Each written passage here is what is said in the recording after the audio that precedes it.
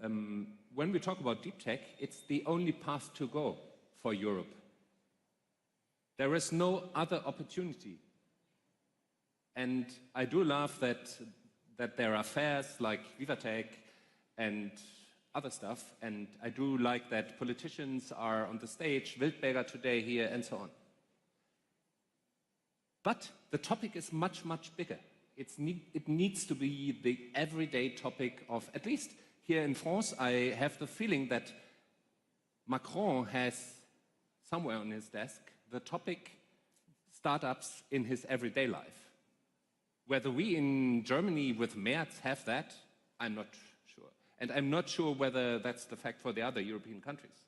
But that's the only way to go. Yeah. Yeah. You all need to understand that, and we need to fight for that. And then, talking about money, okay, I'm sick of talking about money, and I'm fed up with it, and it can't be that, and I'm talking with many deep tech startups, it can't be that we need to fight for money with more power, more capacity, and so on, then we work on the tech side. I don't know whether you are all aware of that, but that is my feeling. And it needs to be totally different. We need money, politics, and so on need to take care of that. We need money, leave us alone with our technology, and we need to work on tech, not working on how to fundraise, with which investor, who wants, and whatever, right? And then it's not all about grants. Grants are really nice, but it's only a piece, a brick in the wall. What we need are corporates who love this game, who love tech, who go for it, who stop buying IBM again and again. Everybody is talking about deep tech, everybody is crying at home, oh, Europe, we fall apart, whatever, but fight for it. We got it. Thank you so much for making that point, Jan. This is your applause. Come on, let's get some clarity and call to action on the table. I would love to talk a little bit, because obviously we had the massive outcry last week with Anthropic having to shut off Fable 5, Mythos 5. So let us discuss the topic of European digital sovereignty for a little bit. There has been a big and I think very successful summit taking place. It was co-hosted by France and Germany in November on the very topic. What does that mean in the era of AI, really, when we're talking European sovereignty? Deepa, get us some of your thoughts. Yeah, and I think it's important that we now can see, because of the evidence of last week, that now everybody sees that deep tech AI is kind of a critical infrastructure, like energy supply or defense, because I don't think the mindset was there some years or even some weeks ago, and that was a kind of a drastic moment to see that. But on the other hand, it's kind of, the first reflex, and that is also what Carsten Wildberger said previously, that everybody thinks about sovereignty is something about isolation, but it's not. It's just about kind of managing the risk and using kind of trustworthiness and compliance and integrity as a competitive advantage, and really see how to have access to either compute or data models and kind of manage the risk and maintain the competitive mode on that end from a local level. And maybe SAP did what Jan was just mentioning now, because you did sign a big partnership with Mistral. For instance, yeah, we kind of, and also this is kind of our take, or SAP's take, how to balance it. So we have kind of embracing the ecosystem, having the opportunity, and also giving our customers the opportunity to bring on whatever model, whatever company or startup they want to work with, whatever basic technology. But on the other hand, we're delivering standards how to rather scale. Very interesting. What does that mean to you, Helen, especially in your field, when we're talking sovereignty? given the geopolitical implications that your field really always comes with? Yeah. So, I mean, we all know that space has become absolutely key to defend ourselves. And so sovereignty, actually, I like the word autonomy.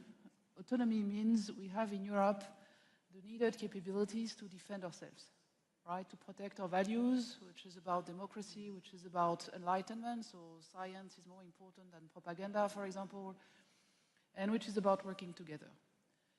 And the first thing we need regarding space, of course, is access to space.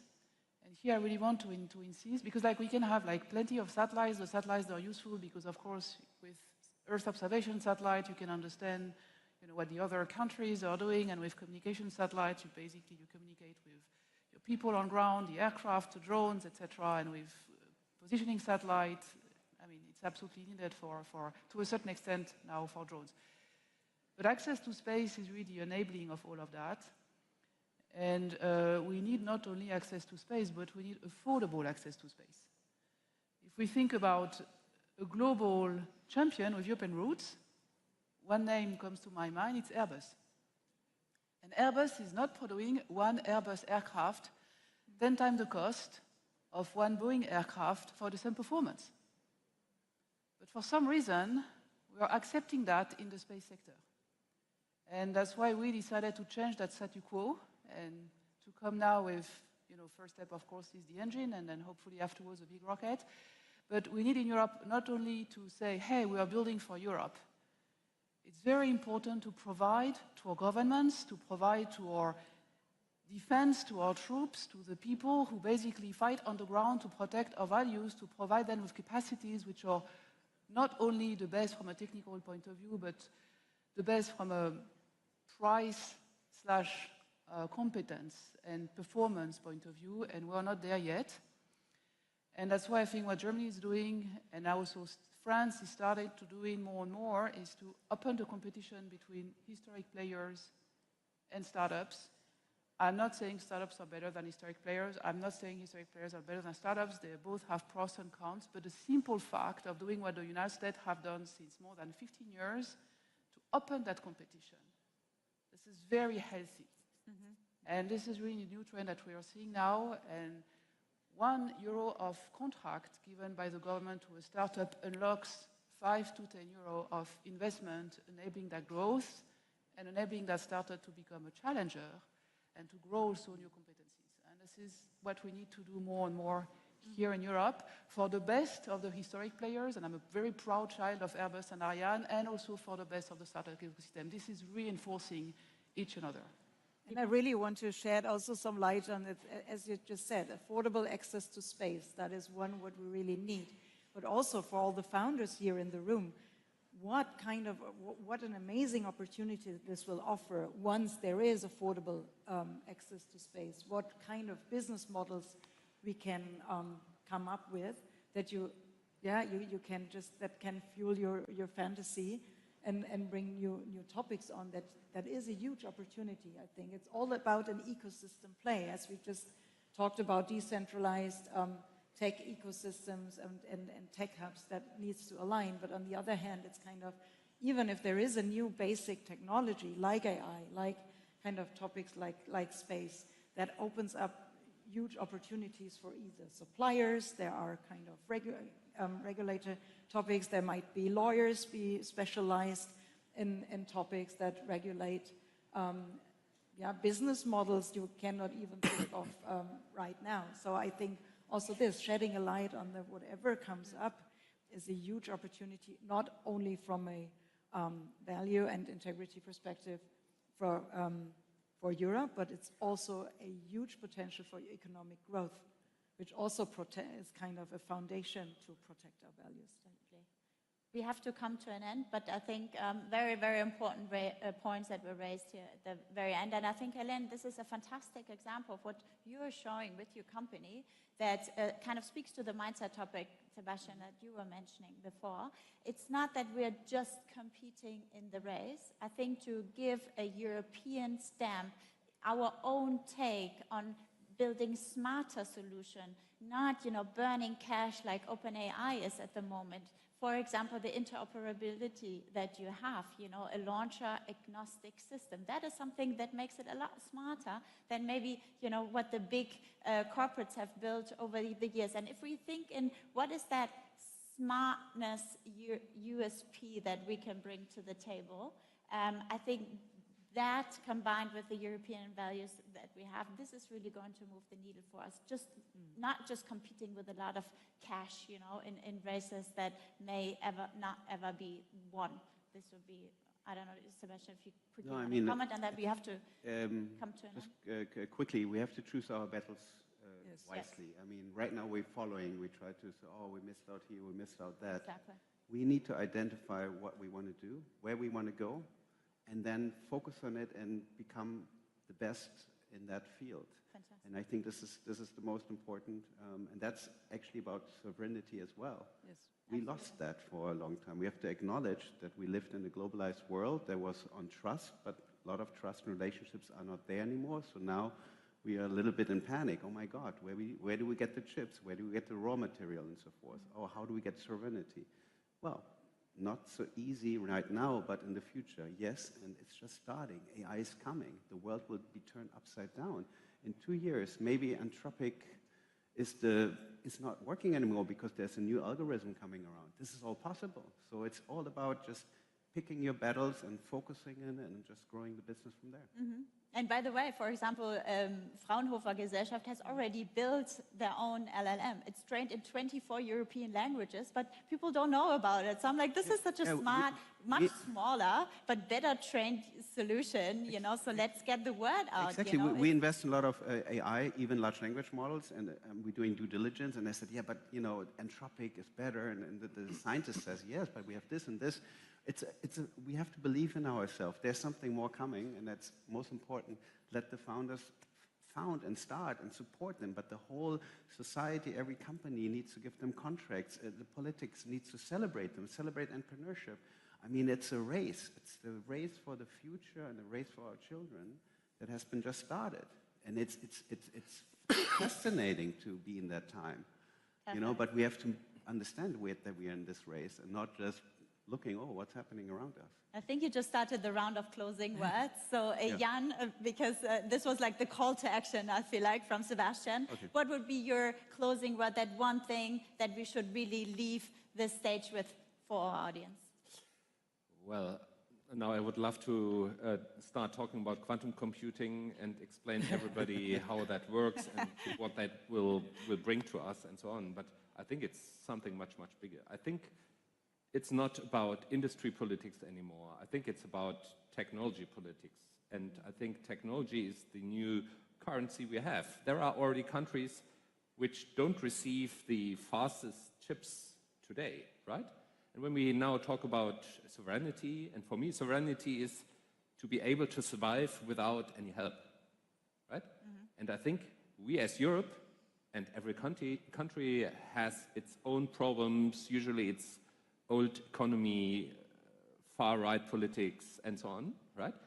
But we somehow need to bring that together because that's the only possibility to survive and to build this small plant of sovereignty and do it. Yeah? I think do it is the main topic because we have everything. Thank you. Very quickly, Helene, and then Deepa, as we have to make room for... Actually, Helene, you could almost stay put here on the stage, hey? It's it's a NASA astronaut afterwards, and Jeff Bezos following us here on this topic with the spaceship. Okay, but so perhaps 3 very quick calls to action. 2 are important for the whole ecosystem. The first one is we really need to work together. Yes. And it's true for politicians, it's true for entrepreneurs. We are at a time, because of the wars at our frontier, where this is the moment to prove to our children, our citizens, what Europe is about. And if we work only with this nationalism spirit, we already experienced twice in Europe the horrors that this will bring. So let's please work together, and this is not only true for politicians, this is true for every entrepreneur, every CEO. I had the choice to build a French company or a German company. I decided to build a European company. It is while sharing dual-use technologies together across countries that we will demonstrate to our children and the European citizens what Europe is about. We need to get off stage. Yeah, and I will just close it out. It's all about the ecosystem, just to summarize it. Right. Yeah. Fantastic. Thank you so much to all of us. This is your applause. Thank you for having us, VivaTech. We wish you a fantastic day.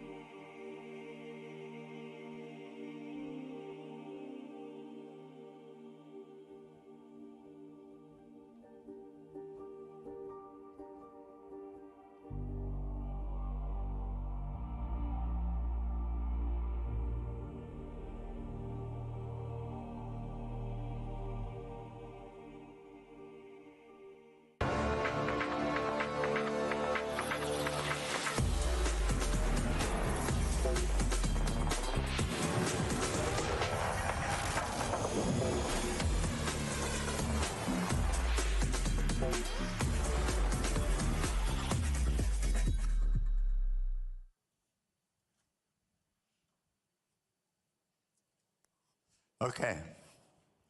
This is the session you are all waiting for.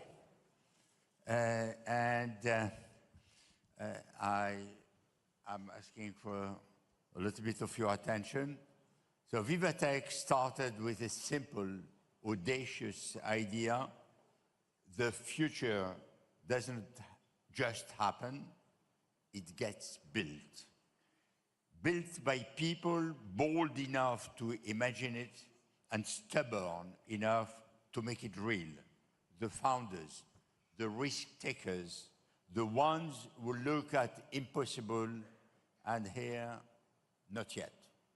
Jeff Bezos is one of these people, a remarkable entrepreneur who started a simple idea of everything in store online with books, and you know what happened with Amazon. Now flying rockets to new frontiers, and step by step, ferociously, together with David Limp, they are building a new road to space with Blue Origin. Please join me in welcoming to the VivaTech stage in conversation with former NASA astronaut Mike Massimino, who helped save the Hubble Space Telescope, the CEO of Blue Origin, David Limp, and the founder of Blue Origin, Jeff Bezos. You will see a short film, and immediately after that short film, they will be joining on stage.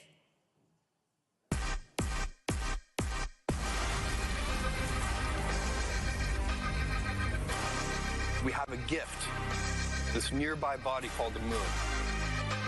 That if we move out into the solar system, we have unlimited resources. Command engine start. All 7 engines at full thrust. This is Blue Moon. It's a very large lander. It will be the largest lander to ever land on the moon. That opens up huge possibilities. It'll soft land in a precise way onto the lunar surface. None of this is easy. All of it is hard. There's still a lot of work to do and a lot of hard work to come. Mark 1 is a Blue Origin funded mission, high risk, high reward. Mark II is a complete Blue Origin solution, very ambitious.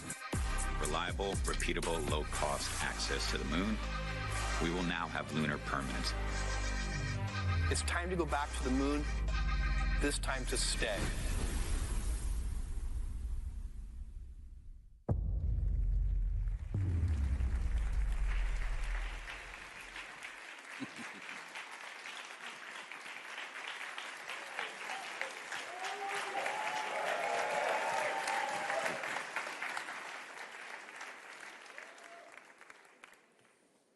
Okay. Well, thank you very much for that warm welcome. Thanks, Dave and Jeff, for having me join you up here on the stage. It's a real honor for me to be here with you guys. We're going to start off with talking about a little bit of what we saw in the video, anomalies and end response, resiliency. If you look across the history of spaceflight, this is nothing new, right? There's been setbacks going back to Mercury, Apollo, Space Shuttle. I'm certainly familiar with those setbacks that we had. And from the outside, people might look at that and think of that as a failure. But for those of us on the inside, in the industry, it's kind of part of the engineering development process. You want to learn from it and move on if you can. As we saw in the video a few weeks ago, you guys had a setback. And now you're in the beginning phases of rebuilding the launch pad. What have you learned since? And how does the path forward look?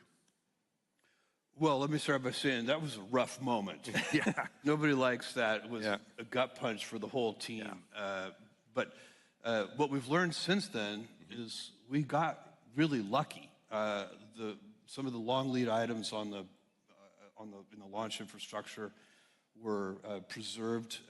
For example, the propellant tank farm, all the liquid hydrogen, liquefied natural gas, liquid oxygen, all those tanks. Those are very long lead items, and they were fortunately undamaged. The booster, we had a booster in the integration facility, which is right there at the launch pad, and various pieces of shrapnel missed the boosters. There was a lot of good luck in that incident.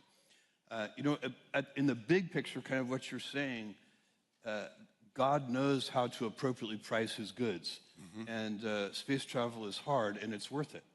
And so, by the way, by the end of that incident, the end of the day that incident occurred, within 24 hours, completely spontaneously, the Blue Origin team, and this is a team of just incredible people, they were making themselves T-shirts that say, "It's worth it." Yeah. Cool. Yeah. Very cool.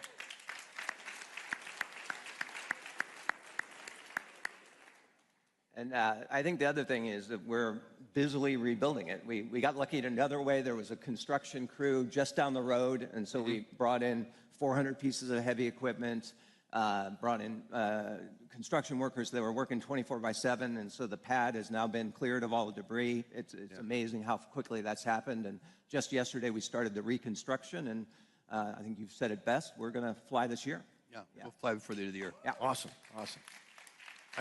I think what you said about your team is very meaningful. And I look back at my time at NASA, and the highlights, of course, successful space flights.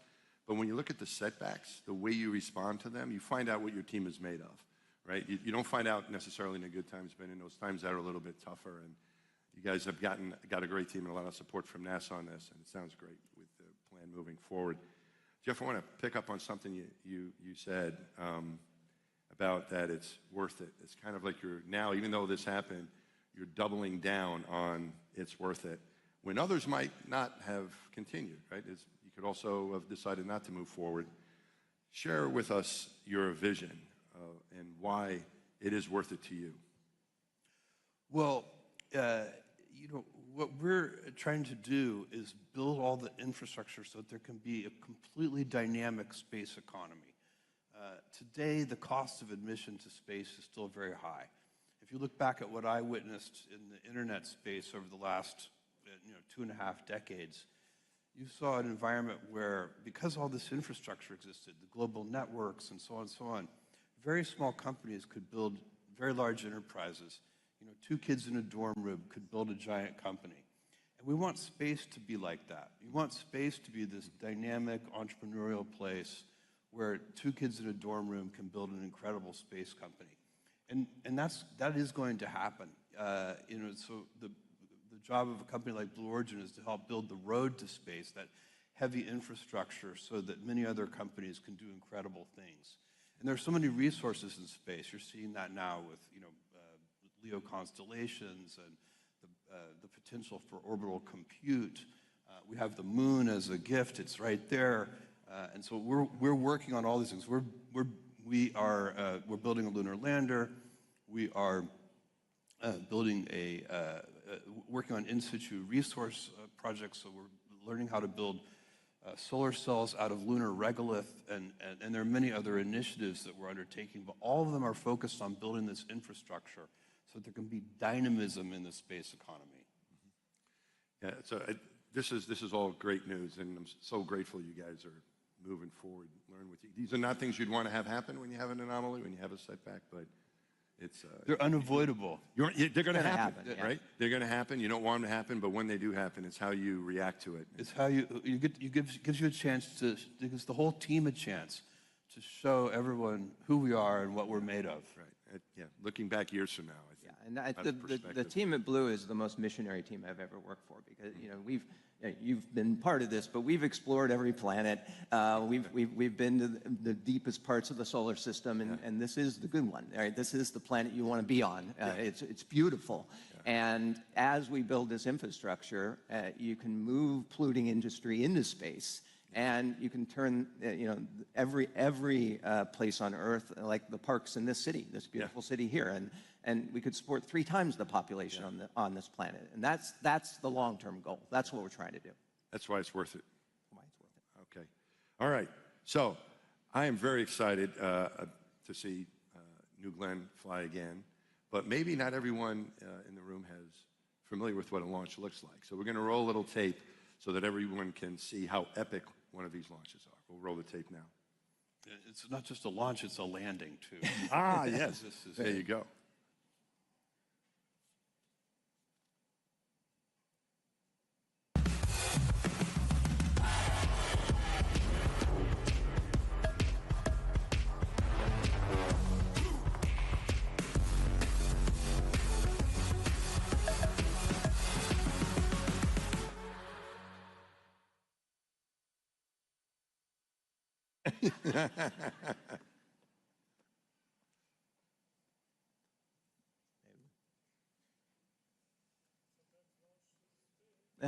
We didn't miss it, did we? Yeah. Jump back in, I guess. Okay.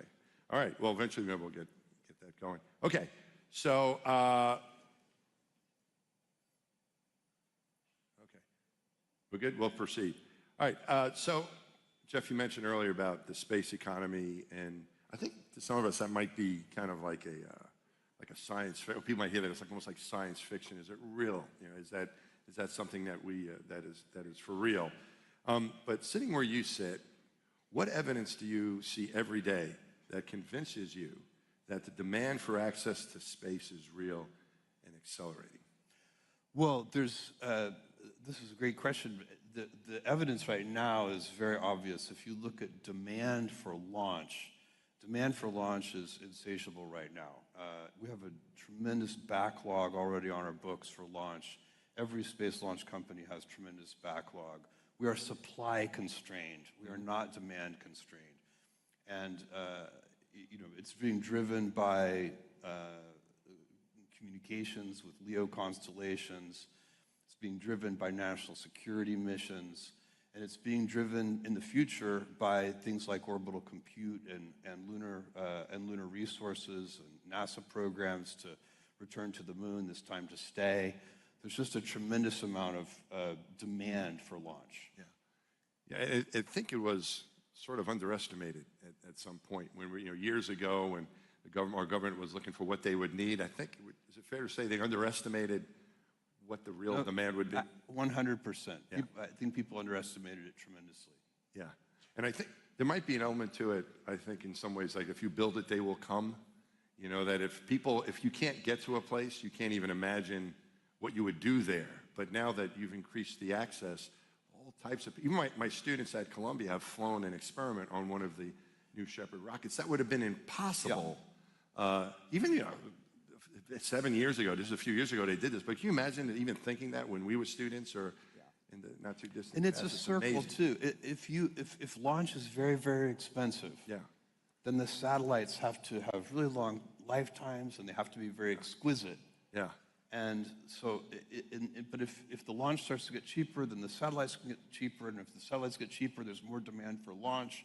If there's more demand for launch, then you get more practice with launch. And launch gets cheaper. And so there's a virtuous circle there. That once you get it spinning in the right direction, that's where we want to go. Yeah. And you had this vision. There's nothing you can count on that happening, but you were confident, of course, that this would. You know it's other going to people weren't. happen. You just don't know the exact timing. So you get out there and you get ready. And it's here. By getting reusable rockets, you lower the costs because these boosters want to be reused.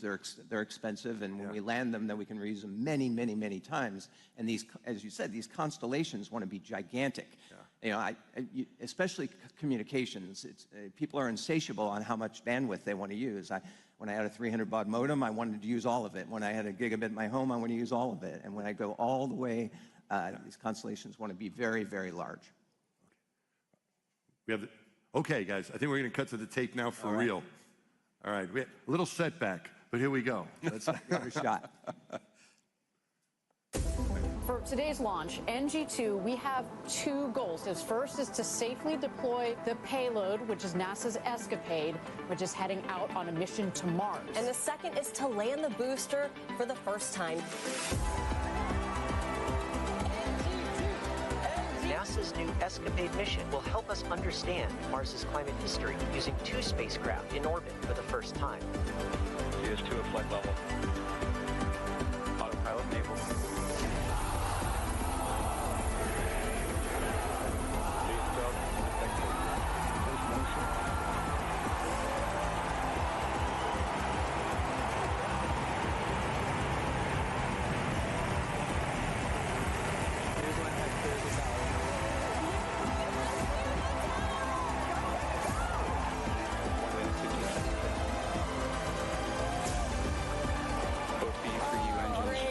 Continue to look good. Body rate response normal. Seeing good data coming down from both stages. All right, at 9 minutes is when we're expecting the first stage to touch down on Jacqueline. Turning back to landing burn ignition. And we have landing burn ignition from 3 good engines. We've got our booster landing burn. Flight deployed. Great shot from our booster. Standing back to touchdown. Standing back to touchdown.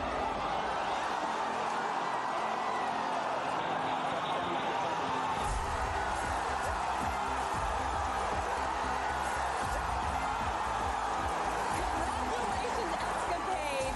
Both blue and gold have successfully deployed. We have successfully landed the booster, and we have successfully deployed satellites for Escapade.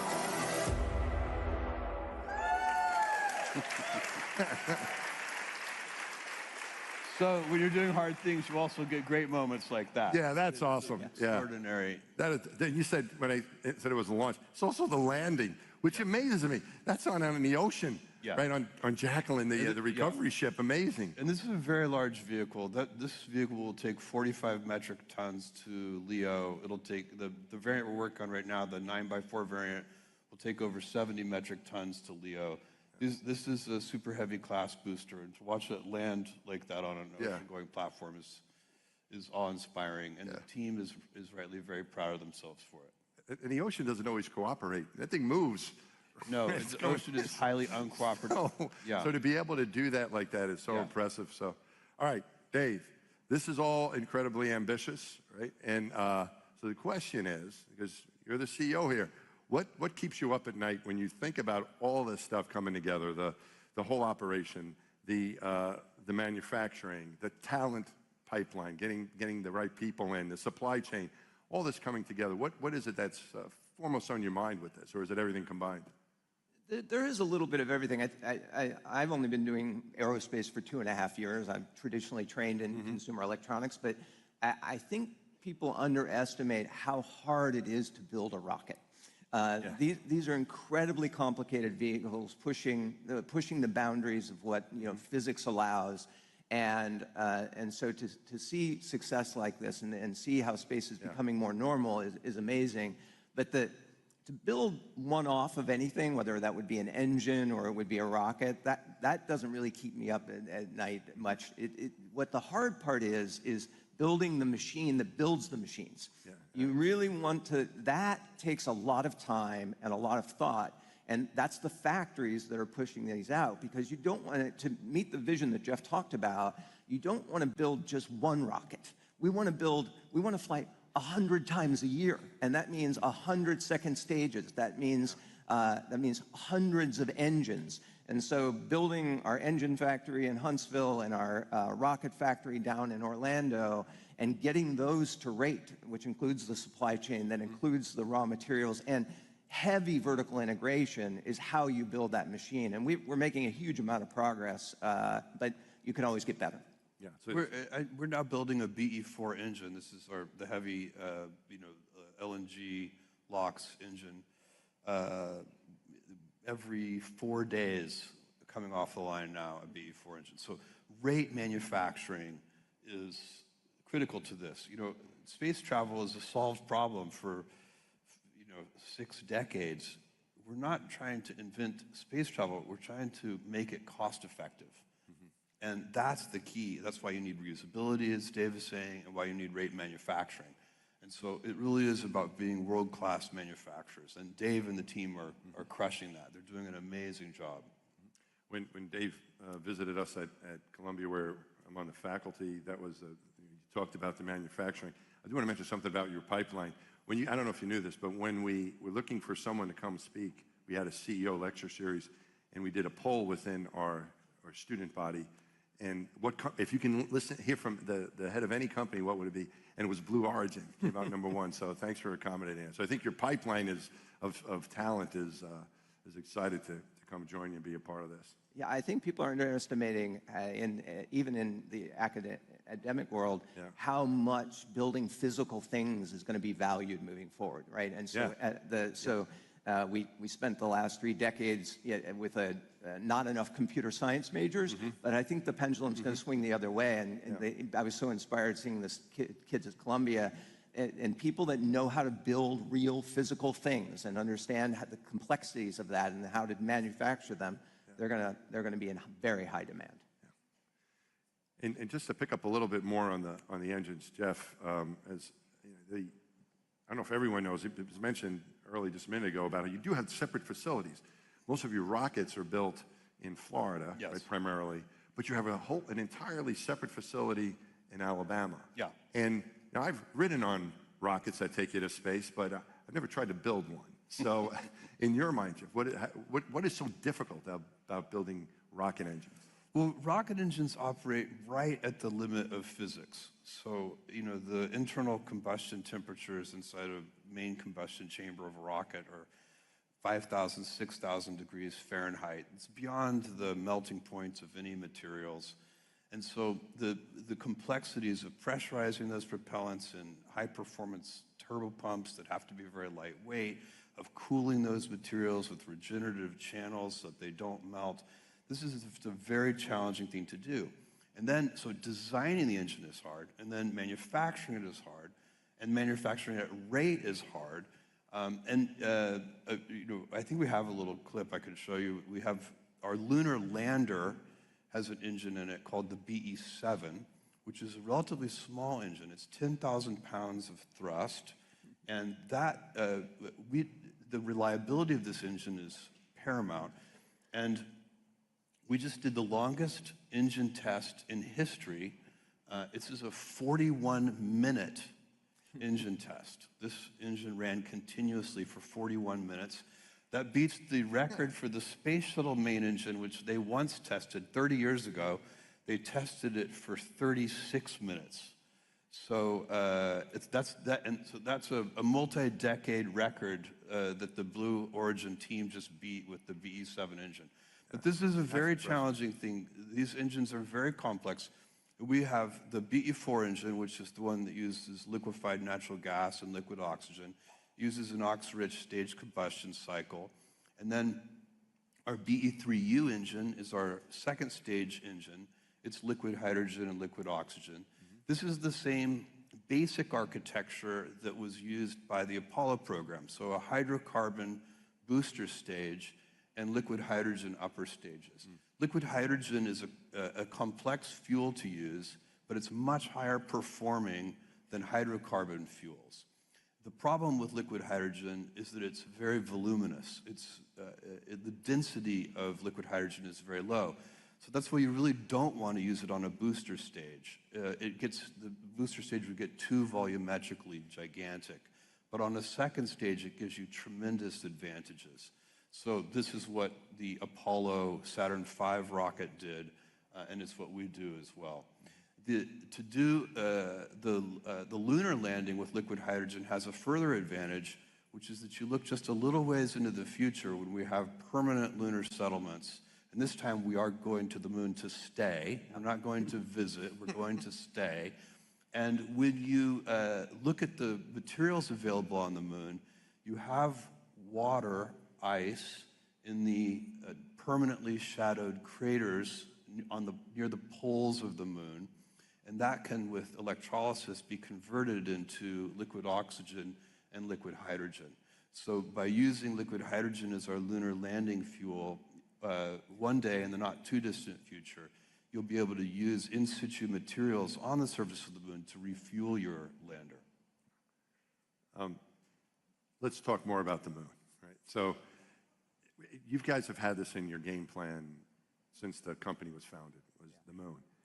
And lately we've been hearing a lot about the moon. Artemis II was such a huge success and really captured everyone's attention. It's now like a global interest of going to the moon, exploring the moon for various reasons. Do you feel like everyone else the world is catching up to where you guys have been for a while? How do you feel about that? Yeah, we've been fixated on not skipping any steps. I'm very excited to see NASA, and I think most of the world, recognize that we should go to the moon first. We'll go to Mars, and we'll do all the other things. But the moon is the first best step. And there are many reasons for that. But it's kind of a gift. It's so near Earth. We can get there in 3.5 days. We can return in 3.5 days. You can go anytime you want. You don't have to wait for the planetary alignment to be just right. You can only go to Mars every 2 years or so.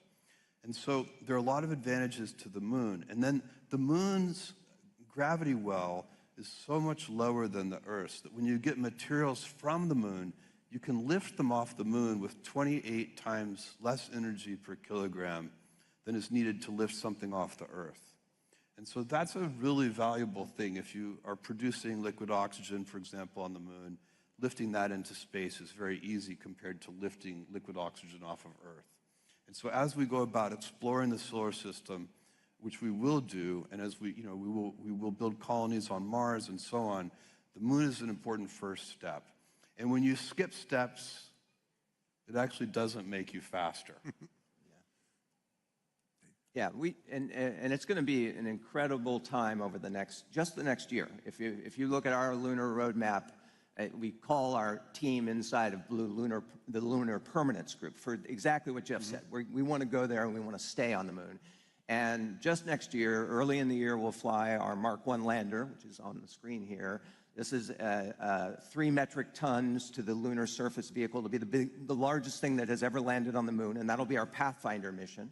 And then mid-year, it was just announced last week, Artemis III will happen. Luca from Italy will be on that flight, which would be great.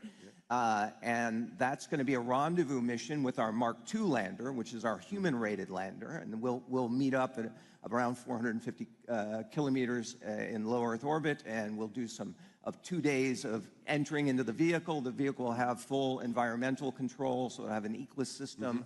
And we'll test that out for when we fly to the moon the following year. And then later in the year, we'll fly another Mark I lander. So these are coming off the assembly line now. So we have a factory that's building these. And that'll land NASA's Viper rover late in the year. And so it's going to, the cycle time to the moon, the cadence to the moon is going to increase very rapidly, and it's really exciting. And by the way, that Viper rover is going to go find lunar water ice in those permanently shadowed craters. So that's a very exciting mission. We've seen it with various methods from orbit and so on, but now we'll be able to actually go look at it up close. So it just kind of seems like the timing has worked out pretty well. You guys identified it now. The moon base announcement from a couple months ago. You're right that the timing is good. I would also tell you this is so early. You know, we as a species, as far as space is concerned, we're just still warming up, right? We have not even begun. This is the earliest. And the idea that we've been to the moon before, which we have, a great accomplishment, much different than what we're doing now. It's the permanence of it, of staying there. And I really love what you said about when we went before, we pulled it forward in time. We did it before we were ready. It was pulled forward in time, and because of geopolitics and the race with the Soviets and so on, and now is the right time to really get into it and go to stay. Yeah, we did it before by spending. The U.S. spent almost 3% of GDP to do it, and that's just not. We don't have those types of resources. That's not sustainable. Yeah, give me 3% of GDP, I'll give you fusion. Okay.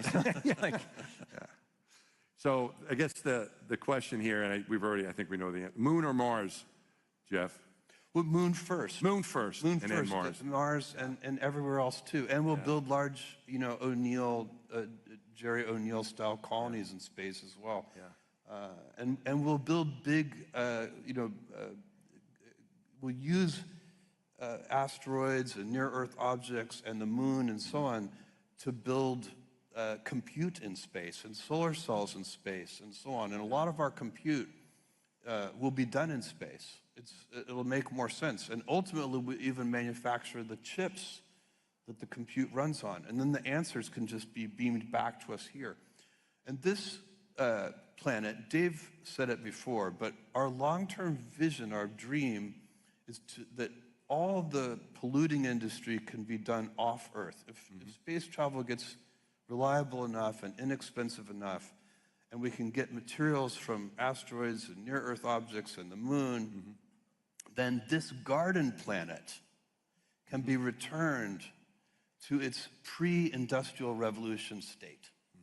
This is the only way in which the world is worse today than it was 500 years ago. Everything is better today. Global illiteracy is better than it was 500 years ago. Infant mortality is better than it was. Global poverty is better than it was. Everything is better, and it keeps getting better. And the one exception is the natural world. And we can actually have both. So we go to space not necessarily just for space, but for Earth. Yes, you want to protect us. There's a great quote, which I'm sure you've heard from one of your fellow astronauts, Jim Lovell, when he went to the moon, and he looked back on Earth. He looked back at the Earth and he said, "I realized you go to heaven when you're born, not when you die." Quote.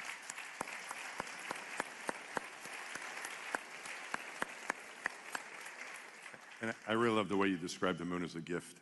I've always thought of it like our little brother or sister that's always with us.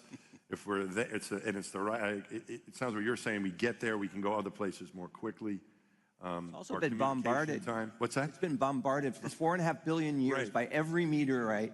And so just under that surface is everything we need to build the things that Jeff talked about. Like every mineral's there, water's there. We know this now, and it's going to be an incredible resource. And it's untouched for billions of years. So it really is I like that. It's a gift for us to explore and then use that as a launch pad to go other places. All right. Let's talk about some more about the infrastructure stack that you're developing.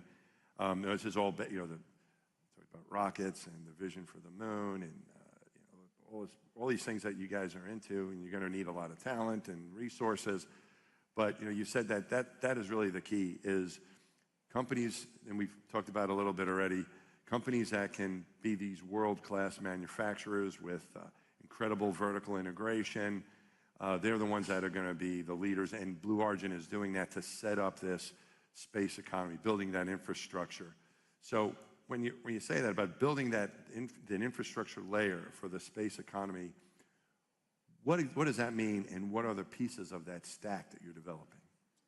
Well, I think as you said, on the manufacturing, I was very surprised coming to a company like Blue that you do have to be incredibly vertically integrated in this area. And as an example, we have our own, these engines that Jeff talked about, they're running at just the boundary of physics and high heat. So we have a material science group that literally invented two new alloys. We call them cascadium and rhenerium, and these are to coat these engines so they can survive in these applications. And then we take those alloys and we put them into one of the biggest additive manufacturing factories in the world, which Blue has, and we print these metals and literally print an engine. And so part of the infrastructure is inventing new infrastructure to push the boundaries of what we're able to do, again, to get to where Jeff said, which is lowering the cost. You know, you could probably do this in the old ways, back in the Apollo era, but it does take a lot of money in this. And then I think the other place that we're trying to invent is what are the applications you want to put in space? And so we've announced two different constellations, one called Project Sunrise, the other one called TerraWave, that get more infrastructure into space. And I think we can talk more about that as well. Yeah, I was going to ask you about TerraWave and data centers. Where are we going? Is a LEO comms constellation that has very, very high bandwidth and is optimized for very demanding users, large enterprises, hyperscalers, government institutions, includes very fast Earth-to-space optical links. So it's a very sophisticated network, and so we're working on that. We're also working on Project Sunrise, which is an orbital compute. Those satellites will be in sun-synchronous orbit. Sun-synchronous orbit is an interesting orbit where the satellites 99+% of the time are always in sunlight, so they don't get eclipsed by the Earth. You know, a typical orbit around the Earth, might be in low Earth orbit, might be 90 minutes or so, and half that time you're in darkness, and half that time you're in sunlight. But in the sun-synchronous orbit, you're in daylight almost all the time, 99+%, and so your solar cells are working for you the whole time. So there are a lot of questions about orbital data centers and can it really work, and people get worried about heat rejection and things like this. All of these physics problems are easily solvable. Heat rejection is not a real problem. All these questions are really about cost. And the cost, so cost of production of the solar cells, the cost of production of the satellites, and the cost of launch, the lines will cross, and eventually orbital compute will be a better option than terrestrial compute. We don't know exactly when that will be, but we have to work on it now so that we're ready for those two lines to cross. We're already very reliant on the connectivity we get every day from space, and this is a way to grow it. Yeah, and there's going to be many of these constellations. Just the first phase of TerraWave is 5,000 plus satellites in LEO, and then another 100 satellites out in mid-Earth orbit at MEO. And so you start thinking about the scale of these constellations. They want to be 5, 10, 20,000 for each shell, and they'll have different use cases. You have Starlink and you have Amazon's LEO, and those are very focused mostly on the consumer. And great, you can go anywhere now and get for 60 or 100 euro a year, or a month, you can get great connectivity. Similarly, we're focused on giving enterprises and governments really, really high bandwidth with high reliability. And there'll be 10 more ideas for this. And this goes back to why launch is so constrained now, because each one of these constellations can quickly fill up many, many, many launches, hundreds of launches. And so we got a race to just lower the cost even further and get more rockets in the air. And Europe will have their own constellations. Other countries will have their own constellations. It's just a very valuable thing to be able to do. And even just talking about communications constellations, the kind of human appetite for comms is basically, insatiable. I want to ask you about another project that you have going. Recently, you broke news of a new endeavor, Prometheus, right? An AI company, and you've called it, you're going to be developing an artificial general engineer. So as someone who tries to train real engineers, I'm very excited about this because I think it's a way that we can incorporate that in education and train engineers to use this thing that you're developing, Prometheus. What can you tell us about that and the importance of AI in engineering for Blue Origin and for the world? Yeah, Prometheus is building a set of tools that's designed to empower engineers to really invent and build much, much faster. So if you think about, today there's a kind of a dream build cycle. Dream of something, and then depending on how complicated it is, it may take a few years to 10 years before you're really producing it at rate and manufacturing it. And if you take a step back, and broadly, civilizational wealth, all of civilizational wealth is driven by invention. 6,000 years ago, somebody invented the plow, and we all got wealthier. And then much later, somebody invented the steam engine, and we all got wealthier. And this cycle continues. And if we can accelerate that cycle, that dream build cycle, it will create real productivity, real prosperity. And so that's the idea behind Prometheus. And it can't be done with traditional large language models. They have a place, but they aren't trained with the right data to be able to do detailed engineering. So the analogy I would give you is, I could read 1,000 books. That's what LLMs do today. They're trained on the entire corpus of humanity's knowledge. They have scraped the entire internet, and they know everything that we've written down in words, and they're unbelievably good at symbol manipulation. That's what large language models do. But if I read 1,000 books on how to be a great gymnast, I would still be a terrible gymnast. And it's because it needs a different kind of training data. And that's what, when you go to actually design real physical objects, it's very complicated, and you can't do it just by reading about it. And so we're building a model that is very good at doing engineering. And then that model becomes the basis of a series of tools that will make it easier for people to dramatically accelerate that build dream. So the goal would be, if today you came to me and you said, Jeff, I need a new jet engine with 10% more thrust, and even if I had built 50 jet engines already, so I would still tell you that's going to be a 10-year program. That's how long it takes to build a modern, sophisticated jet engine for a modern airliner. And by the time you've tested it and set up the factory and are ready to produce it, that's at least a 10-year program. And so can we at Prometheus build a set of tools to make that be 5 years, and then 3 years, and then 2 years, and then 1 year? And if we can really accelerate that dream build loop, it changes everything. And it's not necessarily... And it helps Blue Origin, too. Yeah. Dave, I have it now. Dave needs these tools. Yeah. And it's not going to replace people necessarily. It's going to be a tool for engineers to use. No. Really valuable. I know there's a lot of concern that many people have, including many smart people, that AI is going to make humans redundant and so on. I totally disagree with this point of view. And I think, in fact, AI is going to create a labor shortage because it's going to make it possible for people to identify more problems. We have an endless set of things to invent. And we are only limited, today, we are limited not by our imaginations, but by what we can actually do. I promise you, every single person in this audience has had an idea for a new business or a new product or a new device that they wish they could manufacture, and that idea stayed in your head and went nowhere.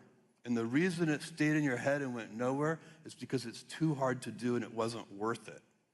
And if we can accelerate the dream build loop, all of the ideas will then become possible. And then we end up being limited not by our capabilities, but by our imaginations. You can already see this with, yeah, that's good.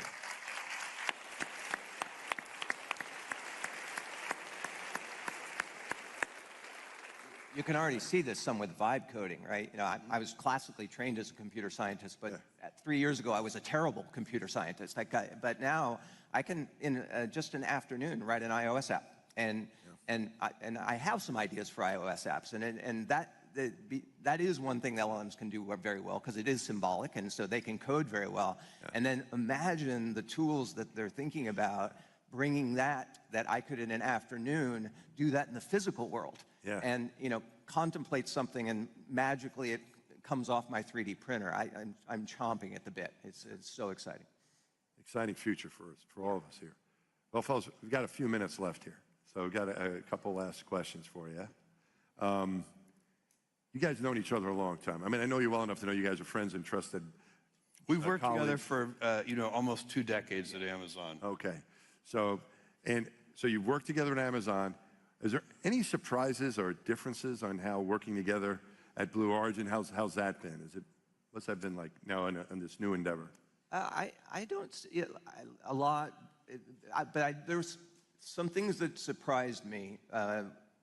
Jeff is the most, Karen feeding tip for Jeff here, he's the most tactically impatient person I've ever met and the most strategically patient person I've ever met. So, and I know that's an oxymoron, but it somehow works. And the thing that was the same is at Amazon, Jeff was always the longest term thinker in the room. There was no question about it. He was the long-term optimist in the room. And when I came to Blue, the vision is bigger than that. He mentioned it. It's like we're trying to help this planet and make space the new normal. So that was one. And then I think the other thing for me is I've been in the room a lot with Jeff, and you know he always can find and help an idea. He always can move it forward. And certainly I thought that superpower was centered around e-commerce. I mean, you invented Amazon. And I can tell you, now I've been here 2.5 years, Jeff knows more about rockets and rocket engines than he knows about e-commerce. And that is stunning. Thank you, Dave. That's very nice. Here's what I would say. There's a saying, some of you may have heard it, maybe not. When you're under 40, never hire your friends. When you're over 40, only hire your friends. There you go. And I can tell you, I am a very, very lucky man with a tremendous amount of gratitude that I get to work with Dave. You know, thank you. Yeah. That is awesome.